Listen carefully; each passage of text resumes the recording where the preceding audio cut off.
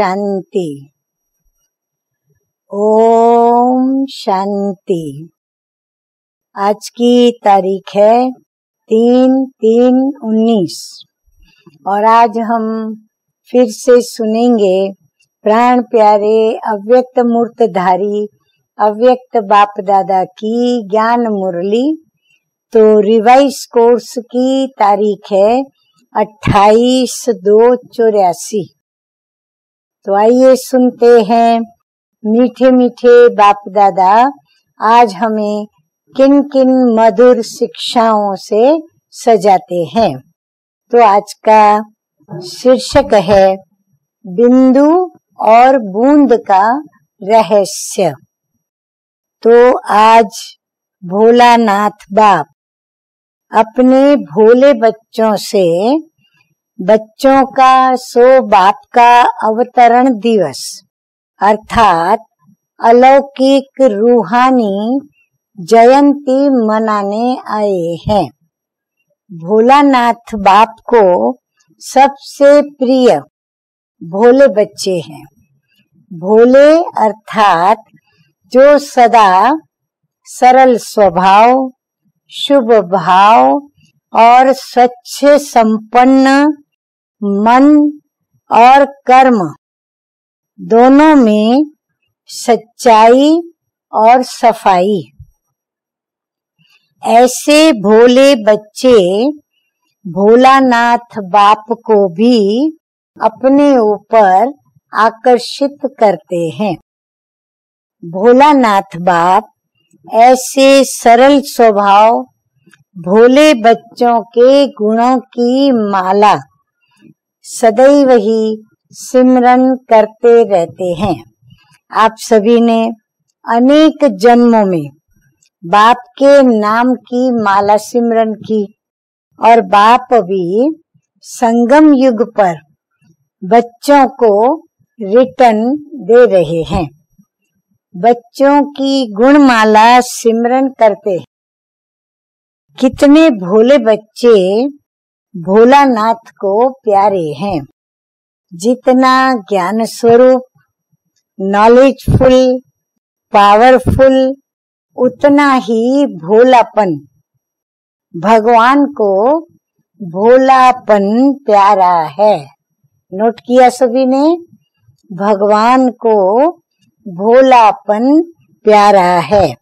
तो ऐसे अपने श्रेष्ठ भाग्य को जानते हो ना, जो भगवान को मोह लिया, अपना बना दिया।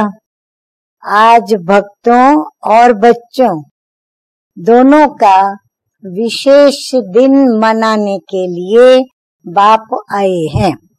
भक्त तैयारियां कर रहे हैं, आवाहन कर रहे हैं और आप सन्मुख बैठे हो। भक्तों की लीला भी देख बाप देख देख मुस्कुराते हैं और बच्चों की मिलन लीला देख देख हर्षाते हैं। एक तरफ वियोगी भक्त आत्माएं और दूसरी तरफ सहज योगी बच्चे, दोनों ही अपनी अपनी लगन से बाप को प्रिय हैं। भक्त भी कोई कम नहीं है। बच्चे प्रिय हैं तो भक्त भी कोई कम नहीं है। कल के दिन आकारी इष्ट रूप में चक्कर लगाकर बाप ने देखा। बाप के साथ शालिग्राम बच्चों की भी विशेष रूप से पूजा होगी। अपना पूजन बाप के साथ और भक्तों को देखना। एक तो शालिग्रामों की पूजा शिव के साथ और फिर वो पूजा करते हुए साथ में बच्चों को भी देखना। अभी अंत तक भी नवधा भक्त कोई कोई हैं जो स्नेह से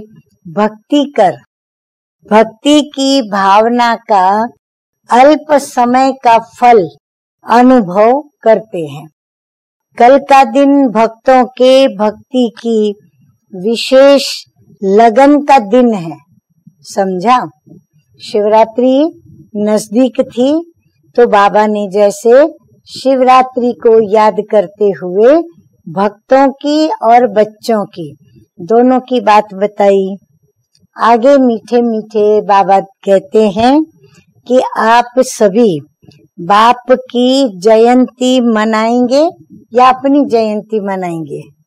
शिव जयंती ये सिर्फ बाबा की ही जयंती है या बाबा कहते हैं आपकी भी जयंती है, तो आप सिर्फ बाप की जयंती मनाएंगे या अपनी भी जयंती मनाएंगे। तो सारे कल्प में बाप और बच्चों का एक ही बर्थडे हो, ये हो सकता है। भले दिन वही हो, वर्ष वह नहीं हो सकता। हाँ, कोई कोई का बर्थ डेट बाप की और बच्चे की एक हो सकती है, परंतु वर्ष वही हो ये नहीं हो सकता। बाप और बच्चे का अंतर तो होगा ना, लेकिन अलौकिक जयंती बाप और बच्चों की साथ साथ है। आप कहेंगे हम बाप का बर्थडे मनाते हैं और बाप कहते बच्चों का बर्थडे मनाते हैं, तो वंडरफुल बर्थडे हो गया ना। बाप बच्चों का मनाए, बच्चे बाप का मनाए और उस ही दिन, एक ही दिन, तो ये वंडरफुल बर्थडे हो गया ना। अपना भी मनाते, बाप का भी मनाते, तो इससे ही सोचो कि भोलानाथ बाप का बच्चों के साथ कितना स्नेह है, जो जन्मदिन भी एक ही है। तो इतना मोह लिया ना भोलानाथ को, जो उनकी भी बर्थ डेट बच्चों के साथ हो गई। भक्त लोग अपने भक्ति की मस्ती में मस्त हो जाते हैं और आप पा लिया इस खुशी में साथ साथ मनाते, गाते, नाचते हो। यादगार जो बनाया है उसमें भी बहुत रहस्य समाया हुआ है। पूजा में, चित्रों में दो विशेषताएं विशेष है। एक तो है बिंदु की विशेषता और दूसरी है बूंद बूंद की विशेषता। पूजा की विधि में बूंद बूंद का महत्व है। इस समय आप बच्चे बिंदु के रहस्य में स्थित होते हो। विशेष सारे ज्ञान का सार एक बिंदु शब्द में समाया हुआ है। बाप भी बिंदु, आप आत्माएं भी बिंदु, और ड्रामा का ज्ञान धारण करने के लिए जो हुआ वो फिनिश, अर्थात फुल स्टॉप, तो बिंदु लगा दिया। परम आत्मा, आत्मा और ये प्रकृति का खेल अर्थात ड्रामा, तीनों का ज्ञान प्रैक्टिकल लाइफ में बिंदु ही तो अनुभव करते हो ना। इसलिए भक्ति में प्रतिमा के बीच बिंदु का महत्व है। दूसरा है बूंद का महत्व। आप सभी याद में बैठते हो या किसी को भी जब याद में बिठाते हो तो किस विधि से कराते हो? संकल्पों की बूंद द्वारा याद में बिठाते हैं तो उनको संकल्प देते हैं। तो संकल्पों की बूंद द्वारा कि मैं आत्मा हूँ, ये एक बूंद डाली, स्मृति में लाया कि मैं एक आत्मा हूँ, तो गोया हमने एक बूंद डाली। बाप का बच्चा हूँ, तो ये दूसरी बूंद। ऐसे शुद्ध संकल्प की बूंद द्वारा मिलन की सिद्धि का अनुभव करते हो ना। तो एक है शुद्ध संकल्पों की स्मृति की बूंद।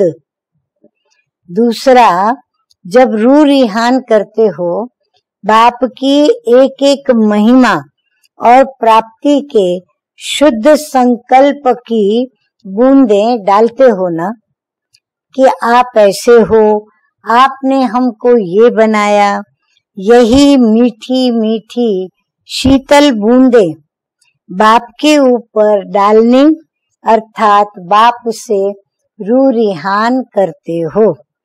एक एक बात करके सोचते हो ना, इकट्ठाई नहीं। तीसरी बात, सभी बच्चे अपने तन मन धन से सहयोग की बूंद डालते, इसीलिए आप लोग विशेष कहते भी हो कि पूरी पूरी तालाब, यानी बूंद बूंद से सरोवर।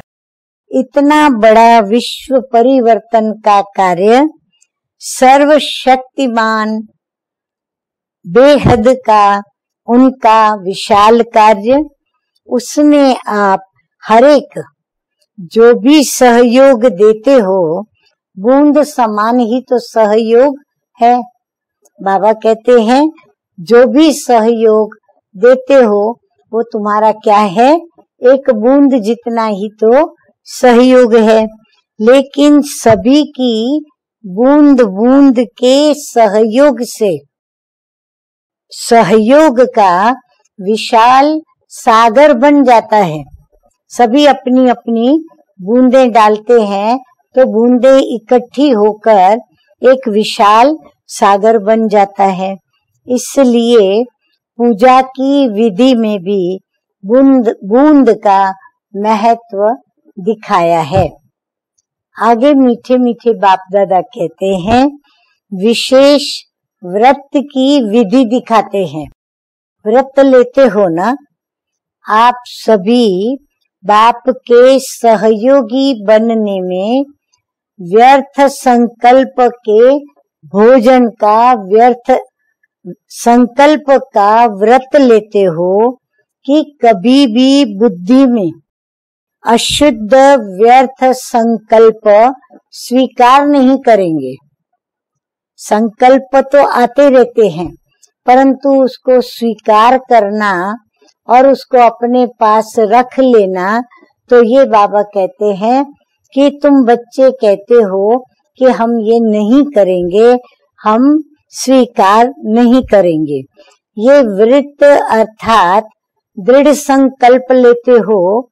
और भक्त लोग अशुद्ध भोजन का व्रत रखते हैं, उपवास रखते हैं ना, और साथ साथ आप सदा के लिए जागती ज्योति बन जाते हो और वह उसके याद स्वरूप में फिर जागरण करते हैं। आप बच्चों के अविनाशी रूहानी अंतर्मुखी विधियों को भक्तों ने स्थूल बाहरमुखी विधियां बना दी है। जो भी हम बच्चों को बाप ने विधियां सिखाई, उन विधियों से हम अंतर्मुखी बन उन विधियों को करते हैं। परंतु भक्तों ने क्या किया, उन सभी विधियों को स्थूल बाहरमुखी विधियां बना दी। लेकिन कभी आप लोगों की ही तो ये विधि है, जो कुछ टच हुआ, रजो प्रधान बुद्धि होने के कारण ऐसे ही विधि बना दी। वैसे रजोगुणी नंबर 1 भक्त के हिसाब से सतोगुणी भक्त उस समय के, तो ब्रह्मा और आप सभी विशेष आत्माएं निमित्त बनते हो। सबसे पहले रजोगुणी नंबर 1 भक्त कौन, हम बच्चे ही जाकर के बनते और ब्रह्मा बाप भी हमारे साथ साथ भक्त आत्मा कहलाते, ऐसे वो भी निमित्त बनते। लेकिन पहले मनसा स्नेह और मनसा शक्ति होने के कारण मानसिक भाव की भक्ति शुरू होती है। ये स्थूल विधियां पीछे पीछे धीरे धीरे ज्यादा होती है, बढ़ती जाती है। फिर भी रचयिता बाप अपने भक्त आत्माएं रचना को और उन्हों की विधियों को देख यही कहेंगे कि इन भक्तों की टचिंग की बुद्धि की भी कमाल है। फिर भी इन विधियों द्वारा बुद्धि को बिजी रखने से, विकारों में जाने से कुछ न कुछ किनारा तो कर लिया ना। तो समझा आपके यथार्थ सिद्धि की विधि भक्ति में क्या क्या चलती आ रही है। ये है यादगार का महत्व। तो डबल विदेशी बच्चे तो भक्ति देखने से किनारे में रहते हैं, लेकिन आप सबके वो भक्त हैं। तो भक्तों की लीला आप बच्चे अनुभव करते हो कि हम पूज्य आत्माओं का अभी भी भक्त आत्माएं कैसे पूजन भी कर रही हैं और आवाहन भी कर रही हैं। तो ऐसे महसूस करते हो, कभी अनुभव होती है भक्तों की पुकार का, रहम आता है भक्तों पर। भक्तों का ज्ञान भी अच्छी तरह से है ना। भक्त पुकारे और आप समझो नहीं तो भक्तों का क्या होगा। इसलिए भक्त क्या है, पुजारी क्या है, पूज्य क्या है, इस राज को भी अच्छी तरह से जानते हो। पूज्य और पुजारी के राज को भी जानते हो ना। अच्छा, कभी भक्तों की पुकार का अनुभव होता है? बाबा कहते आप बच्चों को भक्त जो इतना पुकार रहे हैं, तो आपको कभी उनकी पुकार का अनुभव होता है? पांडवों को भी होता है, वह सिर्फ शक्तियों को ही होता है। शालिग्राम तो ढेर हैं, उसमें पांडव भी हैं और शक्तियां भी हैं। लाखों के अंदाज में हैं। शालिग्राम तो लाखों की अंदाज में है, लेकिन देवताएं लाखों के अंदाज में नहीं होते। हाँ, देवताएं तो गिनती के होते हैं। देवियां व देवताएं हजारों के अंदाज में होंगे, लाखों के अंदाज में नहीं होंगे। अच्छा, इसका राज भी फिर कभी बाबा सुनाएंगे। डबल विदेशियों में भी जो आदि में आए हैं, यानी जो शुरू में आए, जो शुरू में एग्जाम्पल बने हैं, चाहे शक्तियां अथवा पांडव, तो उनकी भी विशेषता है ना।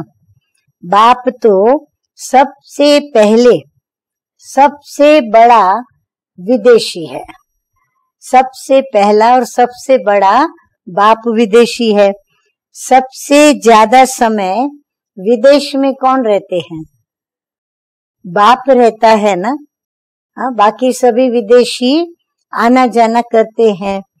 अभी दिन प्रतिदिन जितना आगे समय आएगा, उतना भक्तों के आवाहन का आवाज, उन्हों की भावनाएं सब आपके पास स्पष्ट रूप में अनुभव होंगी।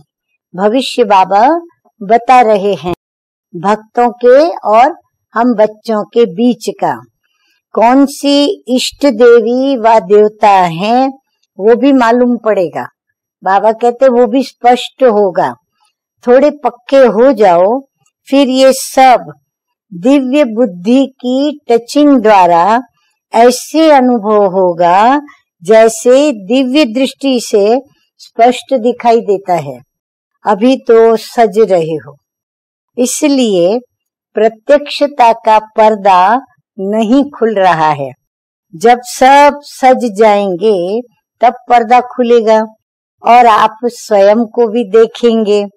फिर सबके मुख से निकलेगा कि ये फलानी देवी भी आ गई, फलाना देवता भी आ गया।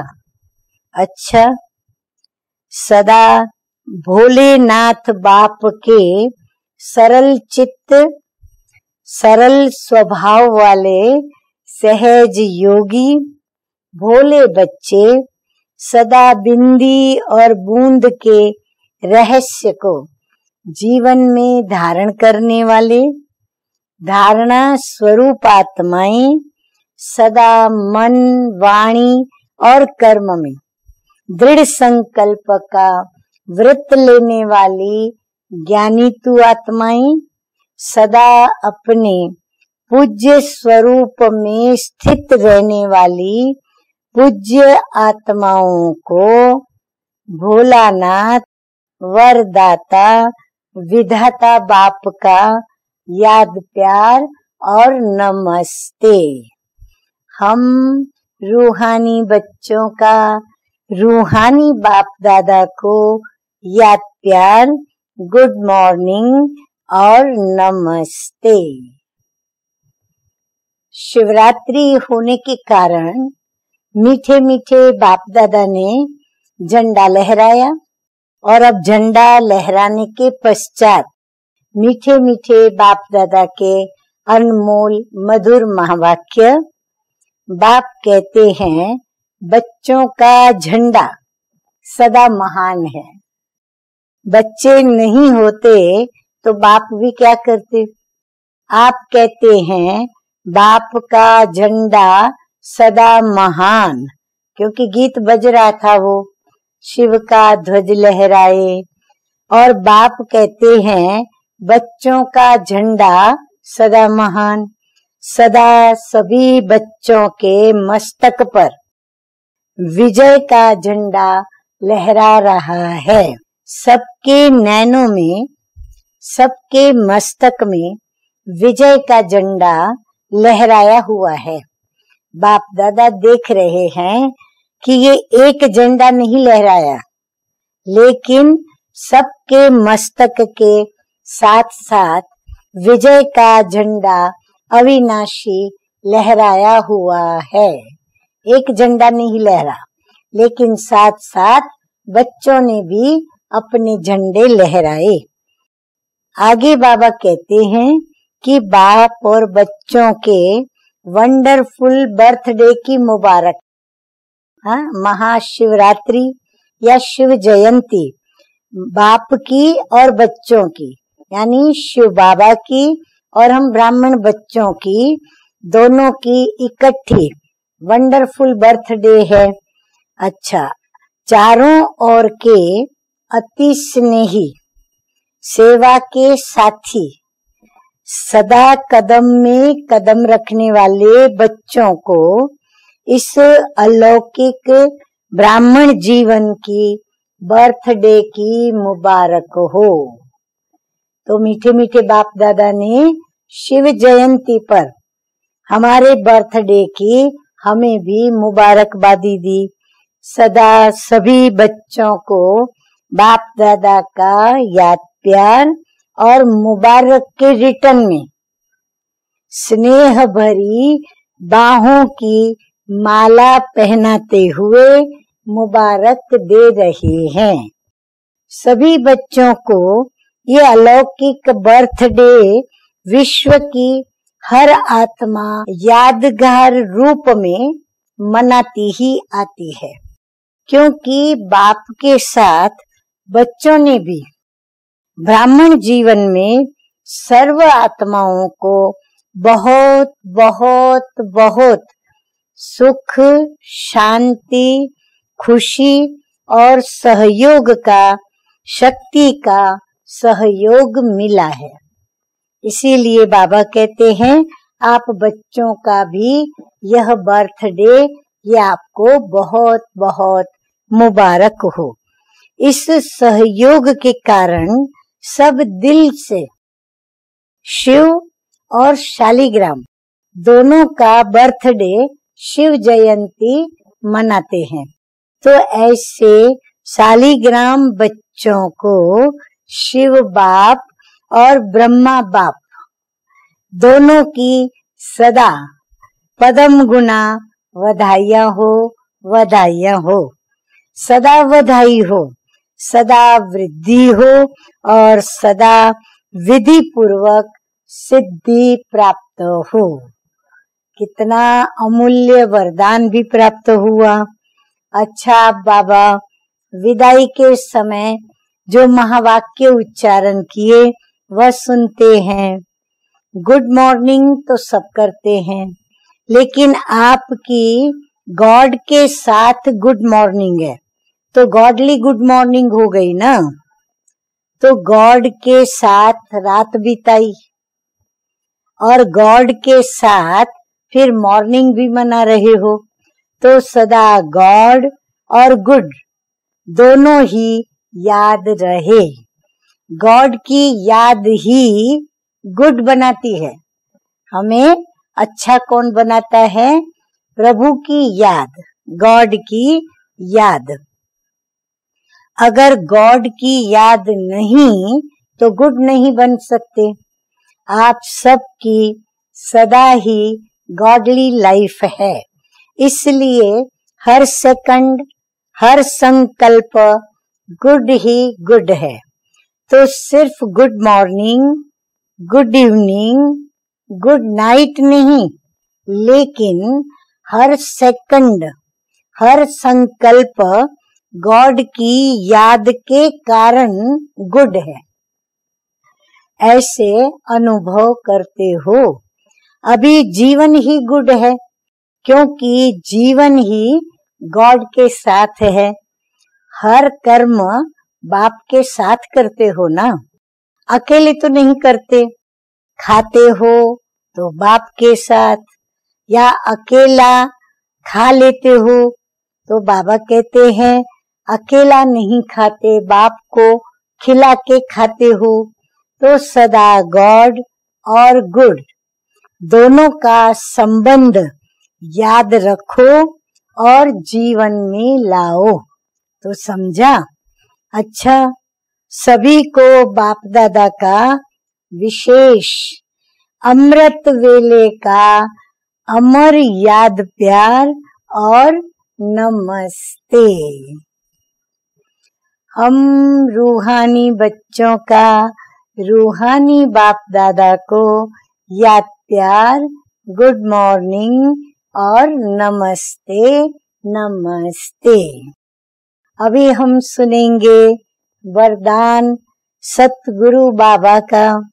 तो वरदान है, महादानी बन, फ्रॉक दिली से खुशी का खजाना बांटने वाले मास्टर रहम दिल भव।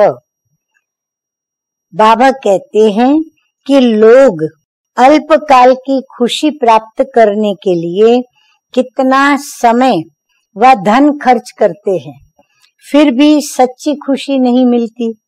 ऐसे आवश्यकता के समय आप आत्माओं को महादानी बन, फ्रॉक दिली से खुशी का दान सबको देना है। इसके लिए रहम दिल का गुण इमर्ज करो। आपके जड़ चित्र वरदान दे रहे हैं, तो आप भी चैतन्य में रहम दिल बन बांटते जाओ, क्योंकि परवशात्माएं हैं। कभी भी ये नहीं सोचा कि ये तो सुनने वाले ही नहीं हैं। बाबा कहते हैं ऐसा कभी नहीं सोचना कि ये तो सुनने वाले नहीं हैं। आप रहम दिल बनकर देते जाओ। आपकी शुभ भावना उन्हों को फल अवश्य देंगी। स्लोगन है आज का, योग की शक्ति द्वारा हर कर्मेंद्रियों को ऑर्डर में चलाने वाले ही राज्य अधिकारी हैं। अच्छा, ओम शांति।